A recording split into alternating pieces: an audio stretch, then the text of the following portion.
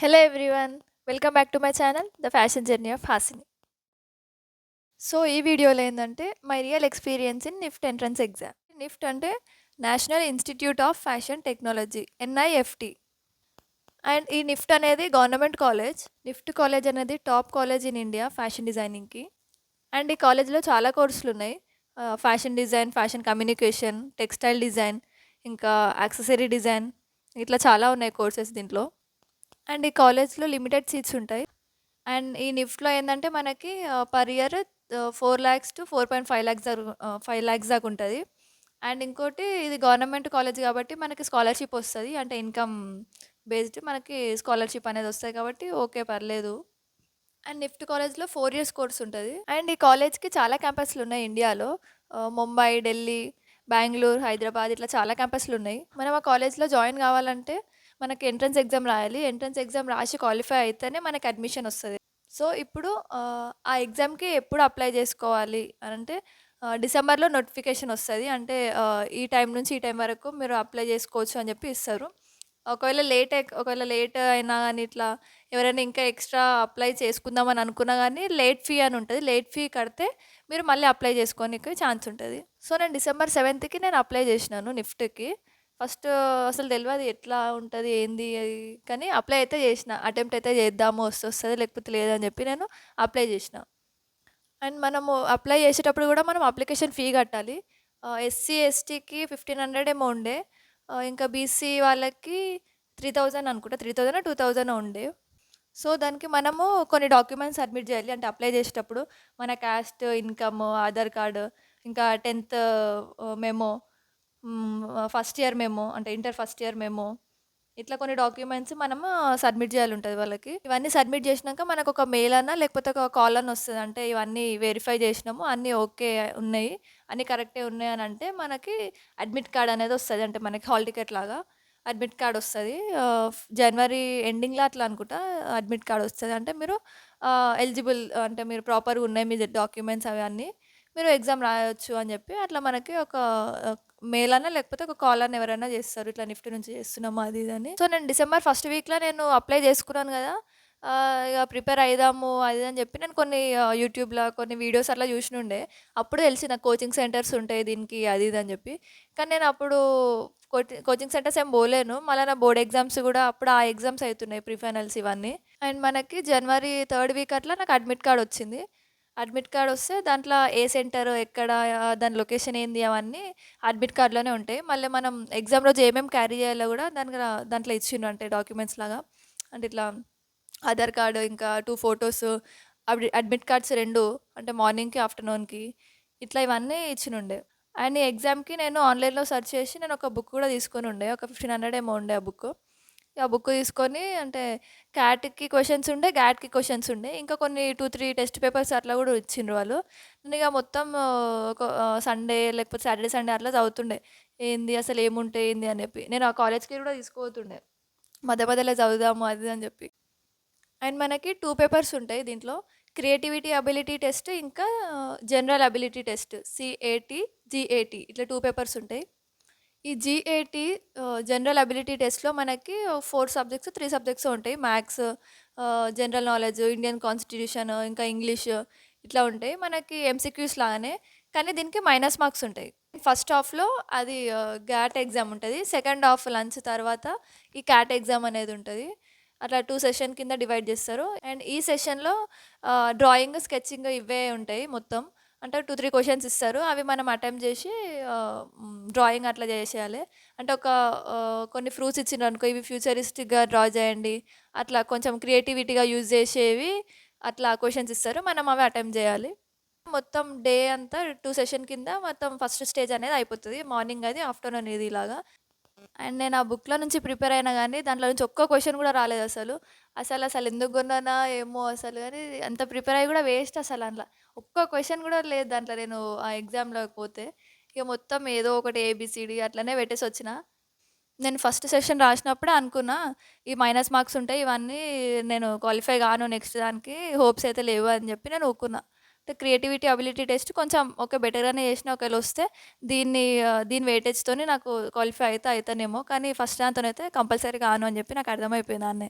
ఈ ఎగ్జామ్ అయిపోయిన 1½ ఆర్ 2 మంత్స్‌కి మనకి ఈ ఎగ్జామ్ రిజల్ట్ వస్తది. దాంట్లో ఒకవేళ మనం పాస్ అయితే మనం ఇంకొక రౌండ్‌కి క్వాలిఫై అయితాము. అది ఇంకొక రౌండ్ సిట్యుయేషన్ టెస్ట్ అని ఉంటది. ఆ సిట్యుయేషన్ టెస్ట్‌కి మనం క్వాలిఫై అయినామా లేదా అని చెప్పి ఈ రిజల్ట్‌లో మనకి అర్థమైపోతది. అంటే మార్క్స్ దేంట్లో ఎన్నొచ్చినాయి ఏంది అని చెప్పి ఏం చెప్పరు గానీ, జస్ట్ క్వాలిఫైడా, నాట్ క్వాలిఫైడా అనొస్తది అంతే. అట్లా నాకు క్వాలిఫైడ్ ఫర్ సిట్యుయేషన్ టెస్ట్ అని వచ్చింది. నేను అసలు షాక్ అయిపోయినా ఫస్ట్. ఏందిది క్వాలిఫై అయిపోయినా అన్నట్టు. అంటే గ్యాట్‌లో నేను అంతేం పెర్ఫార్మ్ చేయలేను. అంటే మైనస్ మార్క్స్ కూడా ఉన్నాయి కాబట్టి. నేను డ్రాయింగ్స్ దీంట్లో కొంచెం బెటర్‌గానే పెర్ఫార్మ్ చేసినా అని నేను అనుకున్నా. సో, లాస్ట్‌కి క్వాలిఫై అయినా. అండ్ దానికి కూడా మనకి కొత్త వేరే అడ్మిట్ కార్డ్ వస్తది సిట్యుయేషన్ టెస్ట్‌కి. దానికొక వేరే సెంటర్ పడతది. అట్లా సిట్యుయేషన్ టెస్ట్‌కి నేను మేలో అనుకుంటా. ఏప్రిల్ ఎండింగ్‌లోనో, మేలోనో నాకు సిట్యుయేషన్ టెస్ట్ ఉండే. అంటే ఒక 3 క్వెషన్స్ ఇస్తారు సిట్యుయేషన్ టెస్ట్ అంటే. 3 క్వెషన్స్ ఇచ్చి ఏదైనా ఒకటి చేయమంటారు. మెటీరియల్ అంతా వాళ్ళే ఇస్తారు. మనం జస్ట్ కొన్ని టూల్స్ అట్లా తీసుకుపోతాం అంతే. మెటీరియల్ అంతా వాళ్ళే ఇస్తారు. అంటే ఒక 3 క్వెషన్స్ ఎట్లుంటాయంటే, ఒక డాక్టర్ రూమ్‌ని డిజైన్ చేయండి, లేకపోతే ఒక ఇన్‌ఫ్లుయెన్సర్ రూమ్‌ని డిజైన్ చేయండి. అట్లా మనకి ఒక 3 క్వెషన్స్ ఇస్తారు. దాంట్లో నుంచి ఒకటి పిక్ చేసుకొని వాళ్ళిచ్చిన మెటీరియల్స్‌తోని వాళ్ళిచ్చిన టైమింగ్ లోపు మనము ఒక సిట్యుయేషన్‌ని ప్రాక్టికల్‌గా చేసి చూపెట్టాలి. సో, వాళ్ళిచ్చిన క్వెషన్‌లో నేను ఇన్‌ఫ్లుయెన్సర్ రూమ్ డిజైన్ చేయాలి అని చెప్పి ఆ క్వెషన్ నేను చూజ్ చేసుకున్నాను. అదే క్వెషన్ నేను అటెంప్ట్ చేసిన. సో, సిట్యుయేషన్ టెస్ట్ అయిపోయిన ఒక 1, 2 మంత్స్‌కి మనకి రిజల్ట్ వస్తది. అంటే రిజల్ట్ కూడా ఒక 5 రౌండ్స్, 6 రౌండ్స్ వస్తాయి మొత్తము. కొంతమందిని షార్ట్ లిస్ట్ చేస్తా ఉంటారు. 5 రౌండ్స్ ఏమో నార్మల్, ఇంకొక స్పాట్ రౌండ్ అని ఉంటది. సిక్స్త్ రౌండ్ అది. అట్లా 6 రౌండ్స్‌లో షార్ట్ లిస్ట్ చేస్తా ఉంటారు. దీంట్లో దీంట్లో నేమ్స్ వచ్చిన వాళ్ళే మనకి అడ్మిషన్స్ వచ్చినట్టు. ఇక 2, 3 రౌండ్‌లు చూసినా ఇక ఏం రిజల్ట్ ఏం రాలేదు. ఇక నేను రాదేమో అని ఊరుకున్నా. ఈ కాలేజ్‌లో జాయినింగ్‌కి నేను ఈ కాలేజ్‌లో జాయిన్ అయిపోయినా. అప్పటికి నేను అడ్మిషన్ ఫీ ఇదంతా కట్టేసిన. కాలేజ్ కూడా స్టార్ట్ అయిపోయింది. జూలై 11కే నాకు ఈ కాలేజ్ స్టార్ట్ అయిపోయింది. నేను వాళ్ళకి చెప్పినాం కూడా. అంటే దీనికోసం ట్రై చేస్తున్నాం. ఒకవేళ వస్తే అటు వెళ్ళిపోతాము అంటే ఓకే అన్నారు వాళ్ళు కూడా. సో, దీంట్లో అడ్మిషన్ అయితే తీసుకొని పెట్టుకున్నా. ఎందుకైనా మంచిదని చెప్పి నేను దీంట్లో అడ్మిషన్ తీసుకొని దీనికి పే చేసి పెట్టినుండే సీట్ బ్లాక్ చేసుకోనీకే.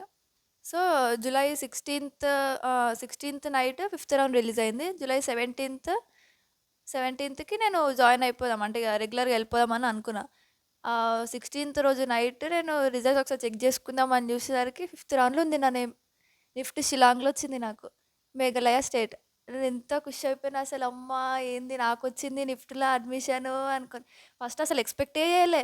అట్లా ఎక్స్‌పెక్ట్ చేయకుండానే నార్మల్‌గా ఫస్ట్ రౌండ్ అప్లై చేసిన, సెకండ్ రౌండ్ అటెంప్ట్ చేసిన. ఇక నేను ఒక 1 అవర్ కూసున్నా. ఏంది అసలు ఏం చేద్దాం? నెక్స్ట్ డేనే ఇది జాయిన్ అయిదాం అనుకుంటున్నా. అంటే రెగ్యులర్‌గా పోదాం అనుకున్నా. ఫిఫ్త్ రౌండ్‌లో వచ్చుడేంది అది అని చెప్పి కొంచెం డిస్కస్ చేస్తే తర్వాత డ్యాడీ అన్నాడు, అంటే అంత దూరం ఎందుకు? హైదరాబాద్‌లో వస్తే కొంచెం సౌత్ సైడ్ వచ్చినా కొంచెం బెటర్ ఉంటుండే. హైదరాబాద్‌లో వస్తే ఇంకా మంచిగా ఉంటుండే.